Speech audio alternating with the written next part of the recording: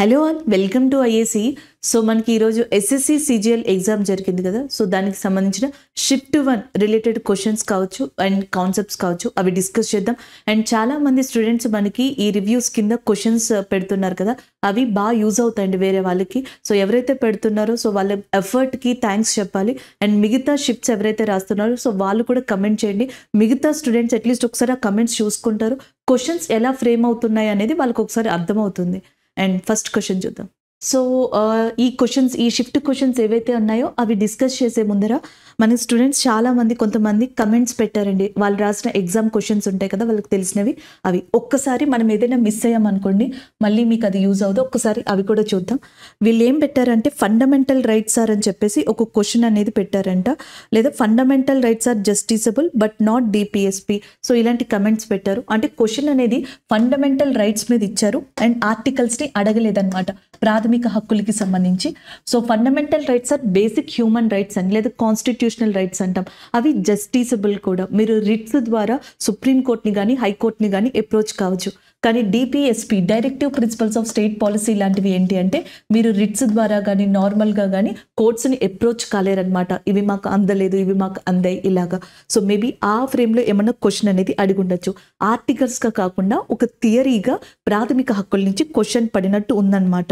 So next వచ్చేటప్పటికి Olympic లోగోలో ఎన్ని rounds ఉంటాయి అని చెప్పేసి ఒక క్వశ్చన్ వచ్చిందంట. ఒలింపిక్ లోగోలో రౌండ్స్ అంటే ఇక్కడ మనకి రింగ్స్గా చెప్పొచ్చు.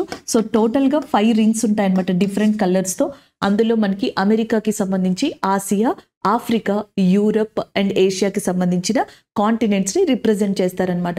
ఇన్ 2020 ఏషియన్ ఒలింపిక్స్ మీద ప్రతి రోజు జరుగుతున్న 3 షిఫ్ట్స్ 4 షిఫ్ట్స్లోనూ 1-2 షిఫ్ట్స్లో ఖచ్చితంగా ఒలింపిక్స్ మీద questions అడుగుతున్నారనమాట.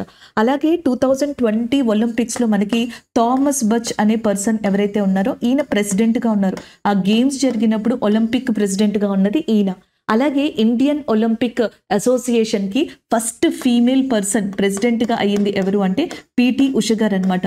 PT Usha the first female and who become a president of Indian Olympic అసోసియేషన్గా చెప్పొచ్చు, విమెన్ అసోసియేషన్కి సంబంధించి. నెక్స్ట్ వచ్చేటప్పటికి మనకి రామప్ప 39th ప్లేస్ కదా అని అడుగుతున్నారు. ఎగ్జాక్ట్గా కరెక్టే. మేబీ నేను యునెస్కో 40 ప్లేసెస్ ఉంటాయి కదా, 40th రామప్ప అని ఉంటాను. 40th Dholavira which is located in Gujarat. 39th వచ్చేటప్పటికి రామప్ప. యునెస్కో హెడ్ క్వార్టర్స్ ప్యారిస్లో లొకేట్ అయి ఉంది. అలాగే నెక్స్ట్ కుమి ఫెస్టివల్ అనేది ఏ స్టేట్ అని చెప్పేసి అడుగుతున్నారంట. సో ఇక్కడ 2 ఉన్నాయండి. ఒకటి మనకి కుమి ఫెస్టివల్ అనేది ఉంది, అలాగే నెక్స్ట్ కుంభీ ఫెస్టివల్ అని చెప్పేసి ఒకటి ఉంటుంది, అలాగే నెక్స్ట్ కూకీ ఫెస్టివల్ అని చెప్పేసి ఒకటి ఉంటుంది. ఈ కూకీ ఫెస్టివల్ ఉంది చూసారా, ఇది మనకి తమిళనాడుకి సంబంధించిందిగా గుర్తుపెట్టుకోవాలన్నమాట. ఇది నాగాలాండ్కి సంబంధించింది కూకీ ఫెస్టివల్ అనేది. అలాగే నెక్స్ట్ కుంభీ ఫెస్టివల్ అని చెప్పేసి ఉంది చూసారా. ఈ కుంభీ అనేది తెలుగు రాష్ట్రాలు అంటే సౌత్ ఇండియన్ స్టేట్స్లో మెయిన్గా తమిళనాడులో ఎక్కువగా చేస్తారంట. తమిళనాడుతో పాటు కేరళలో కూడా కనిపిస్తుంది ఇది, ఏది కుంభీ అనే ఫెస్టివల్. సో దాంతో పాటుగా కుమి అనే ఫెస్టివల్ ఉంది, ఇది గోవాలో పాపులర్గా చెప్తున్నారు. ఈవెన్ తమిళనాడులో కూడా ఈ ఫెస్టివల్ని అక్కడక్కడ కొన్ని ప్రాంతాల్లో చూడొచ్చంట. కొంచెం కన్ఫ్యూజన్, బట్ కన్ఫ్యూజ్ అవ్వద్దు. కుకీ అనేది నాగాలాండ్కి సంబంధించింది, ఈ కుంభీ అనేవి సౌత్ ఇండియాకి సంబంధించిన ఫెస్టివల్స్. ఎస్పెషల్లీ కుంభీ ఫెస్టివల్ కానీ సౌత్ ఇండియాకి సంబంధించినవి. నెక్స్ట్ వన్, మౌసిండ్రం ఏ హిల్స్లో ఉంది అని చెప్పేసి అడిగారంట. సో భారతదేశంలో అత్యధిక వర్షపాతం గల ప్రాంతాన్ని మౌసిండ్రంగా చెప్పడం జరుగుతుంది. తర్వాత చిరపుంజి. 2 మేఘాలయలోనే ఉన్నాయి. మేఘాలయలో కాశీ, గారో, జైనత్ కొండలు ఉన్నాయి. అయితే మేఘాలయలోని ఈస్ట్ కాశీ హిల్స్ అంటాం చూసారా, సో అవి దీనికి చాలా ఫేమస్ అనమాట. ఈస్ట్ కాశీ హిల్స్ దగ్గరే మౌసిండ్రం అనేది ఉంది, చిరపుంజి కూడా అక్కడే ఉందన్నమాట. So next one, Aravalli mountains ఉన్నాయి చూసారా, అక్కడ మౌంట్ అబు అనేది లొకేట్ అయి ఉంది. దిల్వారా టెంపుల్ అనేది లొకేట్ అయి ఉంది. మహాబలేశ్వర్ అనేది కూడా వర్షపు ప్రాంతమే, అది వెస్టర్న్ ఘాట్స్ దగ్గర ఉంది. కాకపోతే మహాబలేశ్వర్ అనేది మహారాష్ట్ర దగ్గర ఉంటుంది కదా. వెస్టర్న్ ఘాట్స్ ని మహారాష్ట్రలో సహ్యాద్రి అంటారు. అంటే మౌసిండ్రం అనేది ఏ కొండల్లో ఉంది అన్నట్టుగా మహాబలేశ్వర్ కూడా వర్షపాత ప్రాంతమే కాబట్టి ఇది ఏ కొండల దగ్గర ఉంది అని అడిగారు అనుకోండి, సహ్యాద్రి అనే ఆప్షన్స్లో ఉంటే సహ్యాద్రి పెట్టచ్చు, లేదా వెస్టర్న్ ఘాట్స్ పెట్టచ్చు అనమాట. సో మళ్ళీ కుంభీ కాదు మ్యామ్, కుకీ డాన్స్ అని చెప్పేసి ఇచ్చారు. రెండింటిని మనం డిస్కస్ చేసాం కదా, ఇక్కడ ప్రాబ్లం లేదు. Kuki is nothing but Nagaland, కుమి అనేవి సౌత్ ఇండియాకి సంబంధించిన డాన్సెస్ అనమాట. అది షిఫ్ట్ 3లో మన వాళ్ళు కమెంట్ చేశారు. షిఫ్ట్ 2లో కూడా చాలా క్వశ్చన్స్ కమెంట్ చేశారు. 2020లో మదర్ తెరిసా అవార్డు ఎవరికి వచ్చిందంట. సో చాలా మందికి డిఫరెంట్ కేటగిరీస్లో ఇచ్చారు. యుఎస్ఏకి సంబంధించిన యాంటోనీ అనే డాక్టర్ డిసీజెస్కి సంబంధించి ఏదైతే పరిశోధనలు చేశారో ఆయనకి అవార్డు ఇచ్చారు. మహారాష్ట్రకి సంబంధించిన పర్సన్కి ఇచ్చారు. ఇటలీకి సంబంధించిన పర్సన్కి ఇచ్చారు. ఆప్షన్స్ని బట్టి మీరు ఆన్సర్ పెట్టాల్సి ఉంటుందండి. 2020 Olympics India position in overall points table. ఆ క్వశ్చన్ నేను ఎక్స్ప్లెయిన్ చేశాను.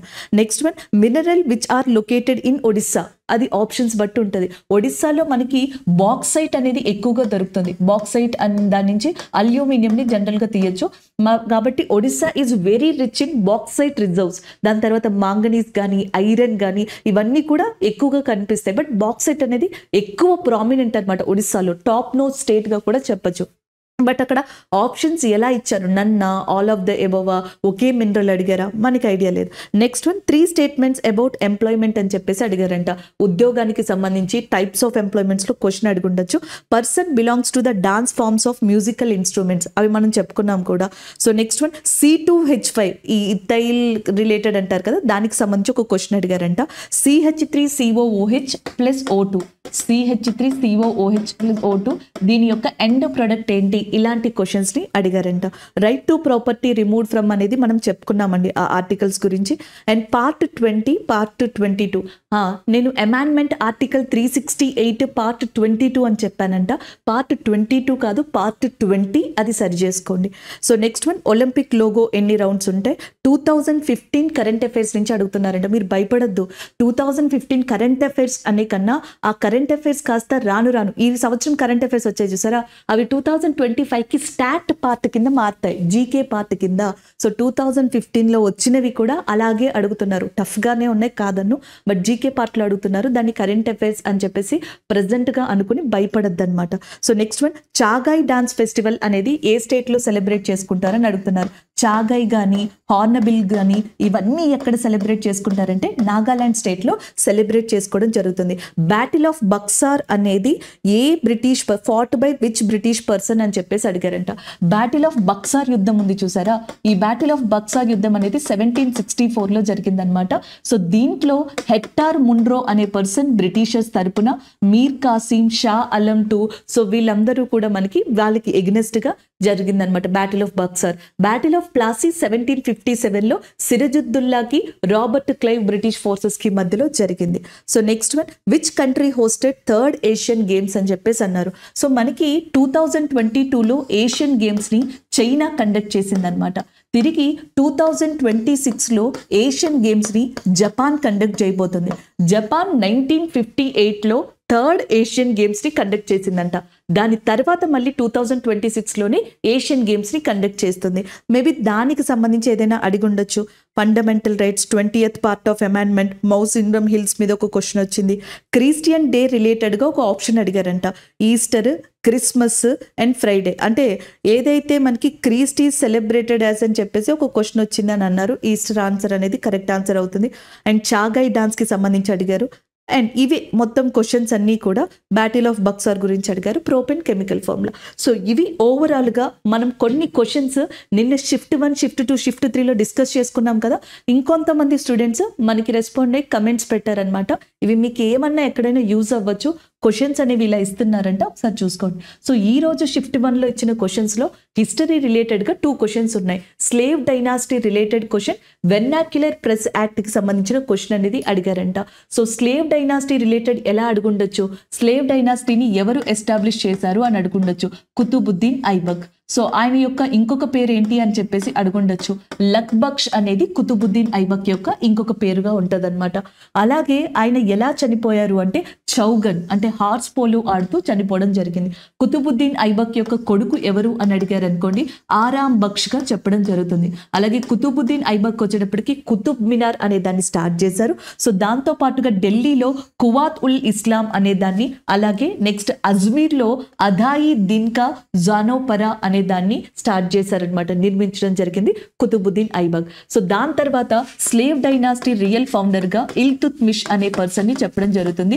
ఇల్తుత్మిష్ మనకి జిటాల్ అనే కాపర్ కాయిన్స్ ని అండ్ సిల్వర్ అనే ఏదైతే మనకి టాంకా కాయిన్స్ ఉంటాయో వాటిని తీసుకురావడం జరిగింది. సో మనకి బ్రాంజ్ కాయిన్స్ అంటే రాగి నాణాలని జిటాల్ అంటారు, వెండి నాణాలని టాంకా అంటారు. ఈ జిటాల్ డాంకా అనే దాన్ని స్టార్ట్ చేసింది ఇల్తుత్మిష్ అనమాట.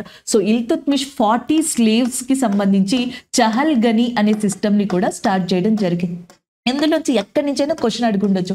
ఇల్తుత్మిష్ మనకి బీహార్ బెంగాల్ని ఒకప్పుడు ఆక్యుపై చేసుకున్నారనమాట. ఆ టైంలో బీహార్ గవర్నర్గా ఇల్తుత్మిష్ మాలిక్ అల్లావుద్దీన్ జానీ అనే పర్సన్ని అపాయింట్ చేయడం జరిగింది. అలాగే next father of irrigation deep in ఇండియాగా ఫిరోజ్ షా తుగ్లక్ని చెప్పడం జరుగుతుంది. అంటే నెక్స్ట్ ఏమన్నా క్వశ్చన్స్ ఇస్తారన్న ఉద్దేశంతో వీటిని కవర్ చేస్తున్నా. ఇలాంటివి ఏమన్నా ఫిరోజ్ షా తుగ్లక్ స్లేవ్కి సంబంధించిన ఒక డిపార్ట్మెంట్ దివానీ ఈ బందగి అనే దాన్ని స్టార్ట్ చేశారు. ఫాదర్ ఆఫ్ ఇరిగేషన్ డీప్ అని కూడా ఆయన అంటారు. యమునా కెనాల్ ఉంది చూసారా, యమునా కెనాల్, యమునా కాలువ లాంటి వాటిని తవ్వించడం, అక్కడ వ్యవస్థల్ని సాగునీటి వ్యవస్థల్ని ఏర్పరచడం ఫిరోజ్ షా మెహతాకి పెట్టింది పేరు. అలాగే సిరి ఫోర్ట్ అనే దాన్ని ఎవరు కట్టించారని అడిగారు అనుకోండి, అల్లావుద్దీన్ ఖిల్జీ సిరి ఫోర్ట్ అనే దాన్ని కట్టించడం జరిగింది. హుమయూన్ ఉన్నారు చూసారా, ఆయన దిన్ పన్హా అనే దాన్ని తీసుకురావడం జరిగింది. ఫిరోజ్ షా లాంటి వాళ్ళు కానీ మిగతా వాళ్ళు కానీ మెహరౌలీ అనే ప్రాంతాన్ని, ఈవెన్ కుతుబుద్దీన్ ఐబక్ మెయిన్ గా మెహరౌలీ అనే ప్రాంతాన్ని కుతుబుద్దీన్ ఐబక్ డెవలప్ చేశారు. సో ఇవి ఈ రిలేటెడ్ గా ఏదైనా క్వశ్చన్ అడుగుండొచ్చు. ఆల్రెడీ మనం స్లేవ్ డైనాసిటీ గురించి చెప్పుకున్నాం. So next vernacular press act అంటే వ్యవహారిక భాష చట్టాలు ఉన్నాయి చూసారా, అది ఎవరు తీసుకొచ్చారని అడిగితే లిట్టన్. ఎప్పుడు తీసుకొచ్చారని అడిగితే 1878లో. అయితే లిట్టన్ దీన్ని తీసుకొచ్చారు, కానీ ఈ వెర్నాక్యులర్ ప్రెస్ యాక్ట్ కి సడలాయింపు ఇచ్చింది, కొంచెం మనకి మినహాయింపు ఇచ్చింది ఎవరు అంటే లార్డ్ రిప్పన్ గా చెప్పడం జరుగుతుంది. Father of local self government in India కింద గ్రామ స్వపరిపాలన పాలకుడి కింద పితామహుడిగా ఎవరిని చెప్తామంటే లార్డ్ రిప్పన్ని చెప్పడం జరుగుతుంది. అలాగే ఈయన టైంలోనే ఇండియాలో ఫస్ట్ ఫ్యాక్టరీ యాక్ట్ అనే దాన్ని తీసుకురావడం, అలాగే సెకండ్ ఫ్యాక్టరీ యాక్ట్ అనే దాన్ని కూడా తీసుకురావడం జరిగింది. First factory act, second factory act. Civil service age ని 19 నుంచి 21 ఇయర్స్ చేసిన పర్సన్ ఎవరు అంటే లిట్టన్.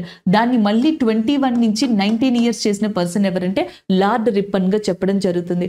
సో మేబీ ఇలాంటి క్వశ్చన్స్ ఏవైనా ఉంటే ఒకసారి చూడండి. This is related about history. So next question, Sivamani related to అని చెప్పేసి అడిగారంట. సో జనరల్గా ఈయన ఇండియాలో చాలా పాపులర్, ఎస్పెషల్లీ సౌత్ ఇండియాలో, అండ్ గ్రేట్ మ్యూజిషియన్గా చెప్పొచ్చు. సో ఈయన చాలా మెజారిటీ ఆఫ్ ఇన్స్ట్రుమెంట్స్ని వాయిస్తారు, ఇన్స్ట్రుమెంట్స్ని ప్లే చేస్తారు. సో కాబట్టి మనం ఇక్కడ తీసుకోవడం అనేది చాలా డిఫికల్ట్గా ఉంటుంది. కాకపోతే శివమణి ఒరిజినల్ పేరు వచ్చేటప్పటికి ఈయన పేరు ఆనంద్ శివమణిగా ఉందంట. ఈయన డ్రమ్స్ శివమణిగా కూడా పిలుస్తారంట. ఈయన డ్రమ్స్లో చాలా చాలా ఫేమస్ పర్సన్. అదే కాకుండా అక్టోబర్ అండ్ ధారాబుక అండ్ ఉదుకాయి, ఘాటం, కాంజీరా ఇలాంటి వాటిన్నిటిని కూడా ప్లే చేస్తారంట. ముఖ్యంగా అయితే ఫేమస్ డ్రమ్స్ శివమణిగా ఫేమస్. సో కాబట్టి చాలా జాగ్రత్తగా ఆప్షన్ని ఆన్సర్ చేసుకోవాలన్నమాట. అంటే జనరల్గా ఇది వరకైతే ఎస్ఎస్సిలో మనకి జాకీర్ హుసేన్ గారు, పండిట్ రవిశంకర్ గారు, సో ఇలాంటి క్వశ్చన్స్ అడిగేవాళ్ళు అనమాట. ఇప్పుడు ట్రెండింగ్లో ఉన్న పర్సన్స్ని అడుగుతున్నారు. ఫర్ ఎగ్జాంపుల్ మనకి మీతా నాగ్, అనుపమ్ భాగవత్ అని చెప్పేసి ఇద్దరు ఫీమేల్స్ ఉన్నారన్నమాట. ఇద్దరు ఫీమేల్స్ కూడా ఇప్పుడు ఇండియాలో సితారాకి సంబంధించి ట్రెండ్ అవుతున్న పర్సన్స్ అనమాట. మీరు ఎవరైతే అనూష శంకర్ అని చెప్పేసి నిన్న చూసామో మనం, అండ్ ఆమె one of the important musician, and అలాగే వీళ్ళు కూడా అంతే ఇప్పుడు పాపులర్ అవుతున్నారు వీళ్ళు. And Jayanthi and as well as Kumaresh అని చెప్పేసి ఇంకొక జయంతి కుమారేష్ వీణా దానికి సంబంధించి ఫేమస్ అనమాట. నందిని శంకర్ అండ్ రాగిణి శంకర్ వయలిన్ లో ఇప్పుడు ఫేమస్ అవుతున్న పర్సన్స్. అజారుద్దీన్ షేక్ అనే పర్సన్ ఫ్లూట్ కి సంబంధించిగా చెప్పొచ్చు. ఇలా ఒక్కొక్క దానికి సాంతూర్ కి, శారదాకి, ఒక్కొక్క ఇన్స్ట్రుమెంట్ కి. అండ్ మనకి పాత జనరేషన్స్ లో అండ్ ఫేమస్ పర్సన్స్ ఉన్నారు, కొత్త జనరేషన్ లో కూడా ఉన్నారు. అంటే క్వశ్చన్స్ ఎక్కువగా న్యూ జనరేషన్ కి సంబంధించి క్వశ్చన్స్ అడుగుతున్నారు. ఒక్కసారి వాటిని కాన్సన్ట్రేట్ చేయండి. So next question, elephant whispers అనే దాని మీద అడిగారంట. మరి ఇది కరెంట్ అఫైరే కదా. సో ప్రెసెంట్ కరెంట్ అఫైర్స్ నుంచి కూడా క్వశ్చన్స్ వస్తున్నాయి. So elephant whispers related question, maybe దీనికి ఆస్కార్ అవార్డ్ అనేది వచ్చింది కదా, దీనికి ఏ టైప్ ఆఫ్ అవార్డు వచ్చింది అనేది కూడా అడుగుండొచ్చు. ఆర్ఆర్ ఫిలిం కి సంబంధించి నాటు నాటు సాంగ్ ఉంది చూసారా, సో దానికి కూడా వచ్చింది. అదైతే మీరు జనరల్ గా చదవకుండానే నార్మల్ గా పెడతారు. ఈ రెండింటికి కూడా ఆస్కార్ అవార్డు అనేది రావడం జరిగింది అనమాట. సో మేబీ దానికి సంబంధించి ఎలిఫెంట్ ఏది, ఆ పేరు ఏంటి అని అడిగారు అనుకోండి, బేబీ ఎలిఫెంట్ పేరు రఘు అని చెప్పేసి. సో జనరల్ గా ఇప్పుడు మీరు చూస్తుంటే యానిమల్స్ అన్ని కూడా ఎలిఫెంట్స్, హార్సెస్ ఇవన్నీ కూడా మనకి ఎక్కువగా ప్రెషర్ కి గురి అవుతున్నాయి. సో హ్యూమన్ అవసరాల కోసం అని చెప్పేసి సో వాటిని ఇండైరెక్ట్ గా ఎక్కువ ప్రెషర్ చేయడం స్టార్ట్ చేస్తున్నారు. సో వాటికి సంబంధించిన దాంట్లోని నేపథ్యంలోనే తమిళనాడు దగ్గర మనకి మధుమలై అనే ఒక రీజియన్ ఉంది. మధుమలై అనేది ఒక నేషనల్ పార్క్ గా చెప్పొచ్చు అనమాట. And one of the important elephant reserve కూడా. సో తమిళనాడు దగ్గర ఉన్న మధుమలై రిజర్వ్ ఏరియాలో కుట్టనాయకన్ ట్రైబ్ అని చెప్పేసి ఉంది. ఆ కుట్టనాయకన్ ట్రైబ్ లో ఒక husband and wife Bomman and బిల్లి అని తీసుకుని సో వాళ్ళ దగ్గర ఉన్న రఘు అనే ఎలిఫెంట్ మీద ఒక డాక్యుమెంటరీని రూపొందిస్తే దానికి ఆస్కర్ అవార్డు వచ్చింది. సో దీనిని మనకి డైరెక్ట్ చేసింది ఎవరు అంటే కార్తిక్ గన్ స్లేవ్స్ అనే పర్సన్, సెల్వసి కార్తిక్ గన్ సెల్వసి అనే పర్సన్ సో దీనిని తీసుకురావడం జరిగింది అనమాట. సో ఇందులో ఏ క్వశ్చన్ అయినా అడిగి ఉండొచ్చు, డైరెక్టర్ కానీ, హస్బెండ్ అండ్ వైఫ్ నేమ్ కానీ, ఎలిఫెంట్ నేమ్ కానీ, ఆ ట్రైబ్ పేరు కానీ, ఏ రిజర్వ్ లో దాన్ని మనకి ఎక్కువగా నేపథ్యంగా దాన్ని తీసుకున్నారని, ఇలాంటి క్వశ్చన్స్ అనమాట. ఒకవేళ కనుక ఆస్కార్ అవార్డు గురించి అడిగారనుకోండి, భారతదేశంలో ఫస్ట్ టైం మనకి భాను అతయ్య అని చెప్పేసి ఉన్నారనమాట. ఈమె వచ్చేటప్పటికి ఏదైతే గాంధీ మూవీ ఉందో ఆ మూవీకి సంబంధించి కాస్ట్యూమ్ డిజైనర్ గా వర్క్ చేశారు. ఈమెకి ఫస్ట్ ఆస్కార్ అవార్డు వచ్చింది ఇండియాలో. సో దాని తర్వాత మనకి ఏఆర్ రెహమాన్ గారికి కావచ్చు, స్లమ్ డాగ్ మిలీనియర్ కి సంబంధించిన గేయ రచయిత, ఒక పాటకి సంబంధించిన గేయ రచయితకి and as well as sound tracking విభాగానికి, వీటన్నిటికీ కూడా ఆస్కార్ అవార్డ్స్ వచ్చాయి. సో ఈ సంవత్సరం 2 ఆస్కార్ అవార్డ్స్ ఇండియా మూవీస్ కి రావడం జరిగింది. అలాగే ఎలిఫెంట్స్ విషయానికి వస్తే టోటల్ గా ఇండియాలో ఎలిఫెంట్ రిజర్వ్స్, ఏనుగు సంరక్షణ కేంద్రాలు 14 స్టేట్స్ లో ఉన్నాయంట, 14 స్టేట్స్ లో. వీటిలో చాలా ఇంపార్టెంట్ గా కర్ణాటక అని చెప్తాం. భారతదేశంలో అత్యధికమైన ఎలిఫెంట్స్ ఉన్న స్టేట్ ఏది అంటే that is nothing but Karnataka area అన్నమాట. సో ఇలాంటివి కొన్ని బన్నేర్ఘట్ ఏరియా కానీ, బాందీపూర్ ఏరియా కానీ, ఈ ఏరియాస్లో మీరు ఏషియన్ ఎలిఫెంట్స్, ఇండియన్ ఎలిఫెంట్స్ లాంటివి అట్ని చూడొచ్చు. అలాగే ఎలిఫెంట్ డే ఎప్పుడు అని అడిగారు అనుకోండి, ఆగస్టు 12 ఏదైతే ఉందో సో దీనిని ఎలిఫెంట్ డే కింద రికగ్నైజ్ చేయడం జరుగుతుంది. ఆస్కర్ అవార్డ్స్ గురించి అడిగినా, లేకపోతే మళ్ళీ ఇదే క్వశ్చన్ని రిపీట్ చేసిన ఎలిఫెంట్స్ డే గురించి అడిగినా ఒకసారి ఇవి గుర్తుపెట్టుకోండి. నేషనల్ పార్క్స్ మీకు గుర్తుంటే టోటల్గా 106 నేషనల్ పార్క్స్ ఉన్నాయి. 18 వచ్చేటప్పటికి బయోస్పియర్ రిజర్వ్స్ అనేవి ఉన్నాయి. 75 వెట్లాండ్స్, రామ్సర్ సైట్స్ అంటాం కదా, సో రామ్సర్ సైట్స్ ఏమో 75 ఉన్నాయి. బయోస్పియర్స్ వచ్చేటప్పటికి 18 ఉన్నాయి. నేషనల్ పార్క్స్ వచ్చేటప్పటికి 106 ఉన్నాయి. వైల్డ్ లైఫ్ శాంచురీస్, వన్యప్రాణి సంరక్షణ కేంద్రాలు 557 ఉన్నాయి దాదాపుగా. అలాగే 33 ఎలిఫెంట్ రిజర్వ్స్ ఉన్నాయి. 54 టైగర్ రిజర్వ్స్ ఉన్నాయి. 53 54 యాడ్ అయింది. 54 పులి సంరక్షణ కేంద్రాలు ఉన్నాయి. సో ఇవి కొంత ఇన్ఫర్మేషన్. మేబీ ఈ క్వశ్చన్ ఎక్కడి నుంచైనా అడిగుండొచ్చు, ఈ క్వశ్చన్ అడిగారంట. So next polity related question, abolition of titles అంట. సో అబాలిషన్ ఆఫ్ టైటిల్స్ అనేది మనకి ఆర్టికల్ 18 ఫండమెంటల్ రైట్స్, ప్రాథమిక హక్కుల్లో ఉంటుంది అనమాట. సో మనకి టైటిల్స్ అంటే ప్రిన్స్, ప్రిన్సెస్, కింగ్, లేదని ఒక హానర్, మనకి నేమ్ ఏదైతే ఉంటుందో నేమ్కి ముందర లేదా వెనకాల ప్రిఫిక్స్ లేదా సఫిక్స్లో సో మనం అలాంటి టైటిల్స్ని యూజ్ చేయకూడదు. ఆ టైటిల్స్ని యూజ్ చేస్తే ఏమవుతుంది, మేబీ అది సోషల్ ఇన్ఈక్వాలిటీకి దారితీస్తుంది అనమాట. అందుకే ఇండియాలో ఏదైతే సోషల్ ఇన్ఈక్వాలిటీకి దారితీస్తుందో అలాంటి టైటిల్స్ని ప్రొహిబిట్ చేశారు. సో పర్సనల్ రీజన్కి కానీ అలాంటి వాటికి ఇట్లాంటి టైటిల్స్ని వాడుకోకూడదు. అది ఆర్టికల్ 18లో ఉందన్నమాట. ఆర్టికల్ 17లో abolition of untouchability, abolition of untouchability అనేది మనకి ఎందులో ఉంది అంటే ఆర్టికల్ 17, అంటరానితనం నేరం అంటాం కదా అది. అలాగే ఆర్టికల్ 16 ఏదైతే ఉందో సో దాంట్లో కూడా మనకి డిఫరెంట్ ఆర్టికల్స్ ఉన్నాయి. 16 క్లాస్ 1, 16 క్లాస్ 2, 16 క్లాస్ 3 ఇలాగా. సో ఎంప్లాయ్మెంట్ విషయానికి సంబంధించి తారతమ్యం ఉండకూడదు ఉద్యోగాలు ఇచ్చినప్పుడు. సో పబ్లిక్ ఎంప్లాయ్మెంట్కి సంబంధించి ఉంటుంది. అలాగే ఆర్టికల్ 15లోనేమో డిస్క్రిమినేషన్ అంటాం కదా, తారతమ్యత అనేది భేదభావం చూపించకూడదు. North India versus north east India, north India versus south India, by place కానీ, men and women, by gender కానీ, రేస్ కానీ, క్యాస్ట్ కానీ ఇలా డిస్క్రిమినేషన్ చూపించకూడదు. చట్టం ముందర అందరూ సమానలే ఆర్టికల్ 14. ఇవన్నీ కూడా మనకి రైట్ టు ఈక్వాలిటీలో చూపించబడతాయి. దానికి సంబంధించి క్వశ్చన్ అడిగారంట. So last time article 16D గురించి అడిగారు. 44th అమెండ్మెంట్ యాక్ట్ ఏదైతే ఉందో మనకి రైట్ టు ప్రాపర్టీని తీసేసాం కదా, సో ఆ అమెండ్మెంట్ యాక్ట్ గురించి అడిగారు. అలాగే నెక్స్ట్ వచ్చేటప్పటికి మనకి ఇంకా ఏమడిగారంటే ఫండమెంటల్ రైట్స్లోనే మనకి ఈ రిలీజియన్కి సంబంధించి, మైనారిటీలకి సంబంధించి ఆర్టికల్స్ అడిగారంట. అలాగే directive principles of state policy ఏదైతే ఉంటుందో సో దానికి సంబంధించి కొన్ని క్వశ్చన్స్ అడగడం జరిగింది. సో ఇలాంటివి అంటే ఆల్మోస్ట్ మీకు ఆర్టికల్స్ అన్నీ కూడా ఈ ఫస్ట్ 5 పార్ట్స్ ఉంటాయి చూసారా, పార్ట్ 1లోనేమో మనకి స్టేట్ అండ్ యూనియన్ టెరిటరీస్కి సంబంధించి ఉంటుంది అనమాట. So India and that is Bharat ఇలాంటివన్నీ కూడా మనకి ఆ ఆర్టికల్స్లో ఉంటాయి. State and union territory part 1లో చూపించారు. అలాగే పార్ట్ 2లో సిటిజన్షిప్ గురించి ఉంటుంది, పౌరసత్వం గురించి ఇక్కడ చెప్పబడుతుంది అనమాట. అలాగే నెక్స్ట్ మనకి సిటిజన్షిప్ యాక్ట్ అనేది ఉంటుంది. ఒకసారి అలాంటివి యాక్ట్స్ అనేవి చూసుకోండి. 1955 56 సిటిజన్షిప్ యాక్ట్ మొట్టమొదటిసారిగా 1955లో తీసుకొచ్చారు. తర్వాత దాన్ని చాలా సార్లు మనకి సవరణ చేయడం జరిగింది. రీసెంట్గా 2019లో కూడా సిటిజన్షిప్ యాక్ట్ని అమెండ్మెంట్ చేశారనమాట. సో అలాంటివి పార్ట్ 2లో ఉంటాయి. నెక్స్ట్ పార్ట్ 3 వచ్చేటప్పటికి ఫండమెంటల్ రైట్స్, పార్ట్ 4 వచ్చేటప్పటికి మనకి డిపిఎస్పి ఇలాంటివి directive principles of state policy, part 4A వచ్చేటప్పటికి ఫండమెంటల్ డ్యూటీస్. మొదట్లో 10 ఫండమెంటల్ డ్యూటీస్ ఉండేవి, ఇప్పుడు 11 ఉన్నాయన్నమాట ప్రాథమిక విధులు. స్వరణ్ సింగ్ కమిటీ ద్వారా ఇంకొక ప్రాథమిక విధిని ఏదైతే ఎడ్యుకేషన్ కంపల్సరీ అంటామో దాన్ని చేర్చడం జరిగింది. ఇలాంటివి ఒకసారి మీరు చూసేసుకున్నారనుకోండి, దాని తర్వాత ప్రెసిడెంట్, సుప్రీంకోర్టు, హైకోర్టు, సో ఇవి మేబీ ఇప్పటి వరకు ఇవే ఇచ్చారు. దాని తర్వాత పంచాయతీ రాజ్కి సంబంధించి కానీ కాన్స్టిట్యూషనల్ బాడీస్ అని చెప్పేసి సో ఇలాంటివి ఏవైతే ఉన్నాయో అవి కూడా ఒకసారి చూసుకుంటే బెటర్. ఎందుకంటే ఈ షిఫ్ట్స్లో ఇవి అయిపోయినాయి కాబట్టి ఫిల్టరేషన్ ప్రకారం చూసుకుంటే నెక్స్ట్ ఆ కాన్సెప్ట్స్ మీద అడగచ్చు, లేదా ఇదే పందాలో ఈ క్వశ్చన్స్ని అడగచ్చు. టైటిల్స్ అంటున్నాం కాబట్టి ఇంకొకటి చూద్దాం. సో మనకు ఒక క్వశ్చన్ అడిగారంట, ఫిజిక్స్లో ఫస్ట్ నోబెల్ బహుమతి అందుకున్న భారతీయుడు ఎవరు అని. సో సివి రామన్ ఎవరైతే ఉన్నారో వెంకటరామన్ గారు 1930లో ఫిజిక్స్లో నోబెల్ బహుమతి అందుకున్న ఫస్ట్ భారతీయుడు. అసలు ఇండియాకి ఫస్ట్ నోబెల్ బహుమతి 1913లో వచ్చిందనమాట. అది కూడా లిటరేచర్ విభాగంలో వచ్చింది రవీంద్రనాథ్ ఠాగూర్ గారికి. రవీంద్రనాథ్ ఠాగూర్ గారు గీతాంజలి అనే బుక్ని రాసి 1912లో రిలీజ్ చేశారు. 1913లో ఆయనకు అవార్డు వచ్చింది. భారతీయుడు మొట్టమొదటి పర్సన్ నోబెల్ అవార్డుని అందుకుంది ఆయనే, అది లిటరేచర్లో. ఫిజిక్స్లో అయితే సివి రామన్ గారు. అలాగే 1968లో మెడిసిన్ లేదా సైకాలజీ కేటగిరీకి సంబంధించి ఫస్ట్ భారతీయుడు నోబెల్ బహుమతిని అందుకుంది హరగోవింద్ ఖురానా. నెక్స్ట్ 1979లో పీస్కి సంబంధించి మదర్ తెరిసా గారు అందుకున్నారు. 1938లో ఎకనామిక్స్కి సంబంధించి అమర్త్య సేన్ గారు ద ఫస్ట్ ఇండియన్ నోబెల్ బహుమతి అందుకున్న వాళ్ళలో. కెమిస్ట్రీకి సంబంధించి అయితే మనకి వి రామకృష్ణ అనే పర్సన్, వెంకట రామకృష్ణ అంట, ఆయన 2009లో అందుకున్నారు.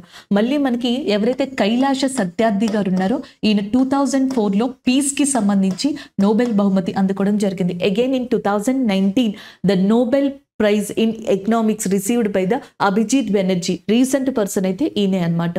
అండ్ నెక్స్ట్ మీకు ఆల్రెడీ భారతరత్న తెలుసు. 1954లో భారతరత్న అనే అవార్డుని సర్వేపల్లి రాధాకృష్ణ గారు, రాజగోపాలాచారి గారు, సో ఇలాంటి సివి రామన్ గారు వీళ్ళకి ఇవ్వడం జరిగింది. అలాగే 1954లోనే పద్మ అవార్డ్స్ వచ్చాయి.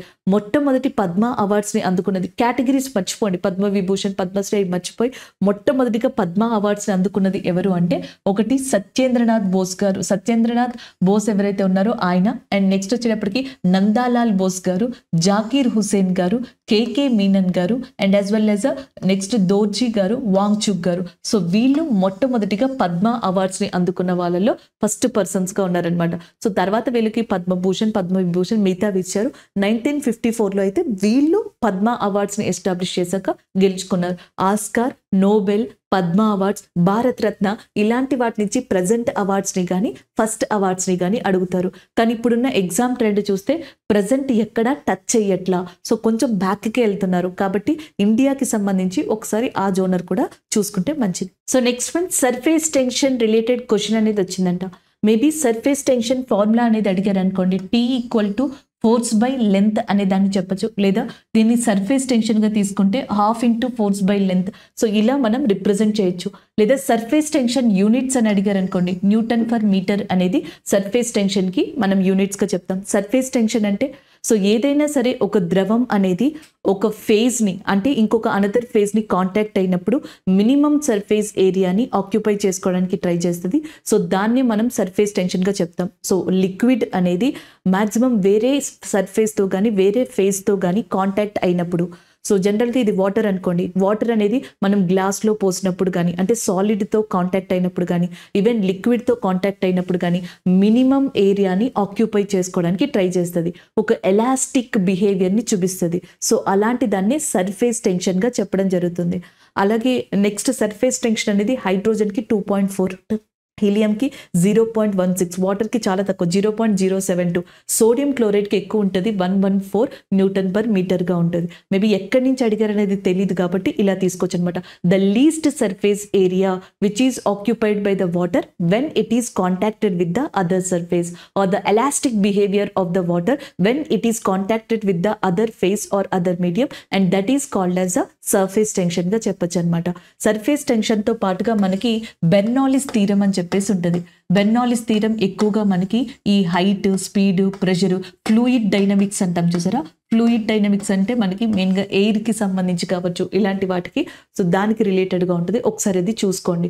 ఫ్లైట్స్కి సంబంధించి లేదా పెన్లో ఇంక్ అంటాం చూసారా. సో వాటికి సంబంధించి ఇలాంటి వాటికి బెర్నౌల్లిస్ థీరం అనేది అప్లికేబుల్ అవుతుంది అనమాట. సో దాంతో పాటుగా విస్కాసిటీ అని చెప్పేసి ఉంటుంది. సో విస్కాసిటీ అంటే సో ఫ్రిక్షన్, విస్కాసిటీ. ఫ్రిక్షన్ అంటే ఘర్షణ అని చెప్పేసి అంటాం. సో ఘర్షణ అనేది లేదనుకోండి, వెహికల్స్ ఏవైతే రోడ్డు మీద ఉంటాయో అవి స్లైడ్ అయిపోతాయి. అంటే జనరల్గా ఏదైనా ఒక ఫోర్స్ అనేది సర్ఫేస్ మీద యాక్ట్ చేస్తున్నప్పుడు, సర్ఫేస్ మీద పనిచేస్తున్నప్పుడు, సో దాని గ్రిప్ కోసం కానీ, సో దాన్ని పట్టి ఉంచడం కోసం కానీ ఏదైతే ఆపోజిట్ లో ఒక రెసిస్టెన్సీ ఫోర్స్ అనేది యాక్ట్ చేస్తుందో సో దానిని మనకి ఫ్రిక్షన్ గా చెప్పడం జరుగుతుంది. సాలిడ్స్ లో అయితే ఫ్రిక్షన్ అంటాం, లిక్విడ్స్ లో అయితే విస్కాసిటీ అంటాం.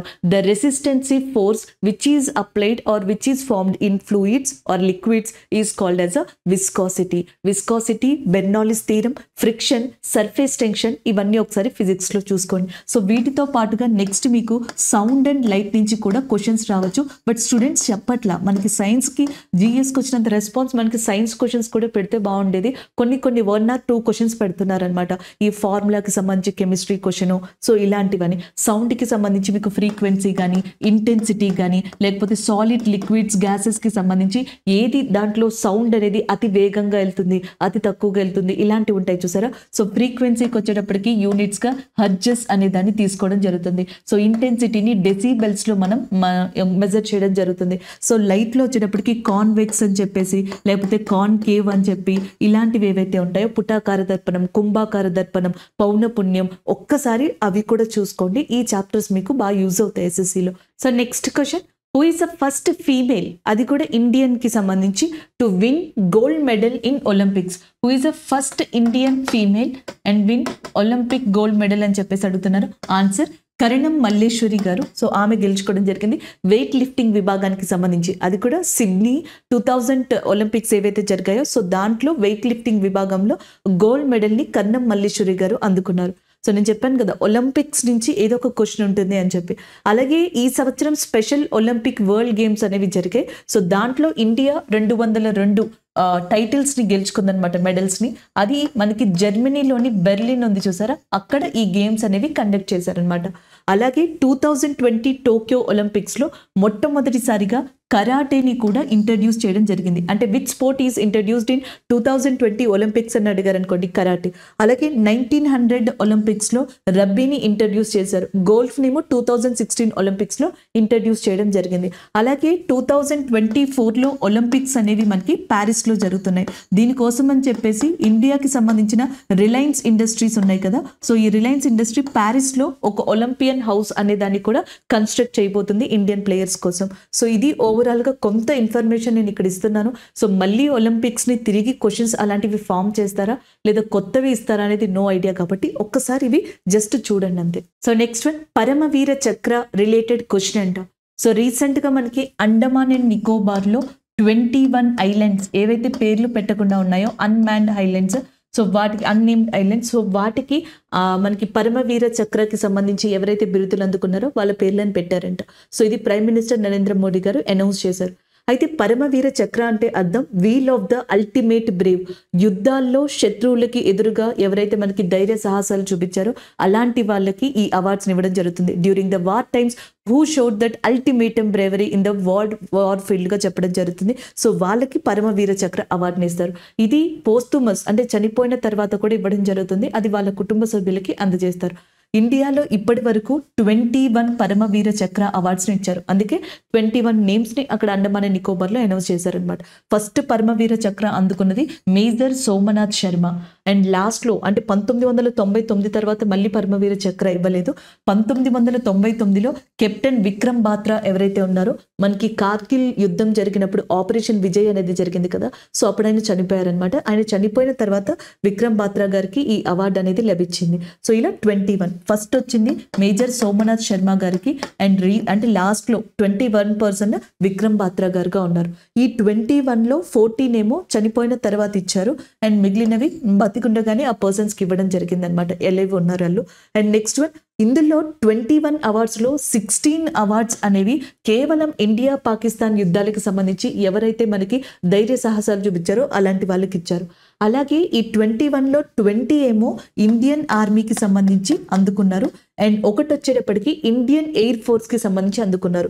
1971లో ఇండో పాక్ వార్ అనేది జరిగిందనమాట, బంగ్లాదేశ్ లిబరేషన్ కోసం అని చెప్పేసి. సో అప్పుడు ఇండియన్ ఎయిర్ ఫోర్స్ తరపున మనకి నిర్మల్ విత్ సింగ్ అనే పర్సన్ ఎవరైతే ఉంటారో, నిర్మల్ జిత్ సింగ్, సో ఆయన పాల్గొన్నారు. 1971లో చనిపోవడం జరిగింది. ఆయనకి కూడా పోస్టుమస్ అవార్డు అనేది ఇచ్చారనమాట. So this is all about Paramvir Chakra. So question first అడిగారా, టోటల్ అడిగారా, అండమాన్ అండ్ నికోబార్ కి సంబంధించి అడిగారా, విక్రమ్ బాత్రా గారికి సంబంధించి అడిగారో తెలియదు. సో క్వశ్చన్ అయితే పరమవీర చక్ర రిలేటెడ్ అంట.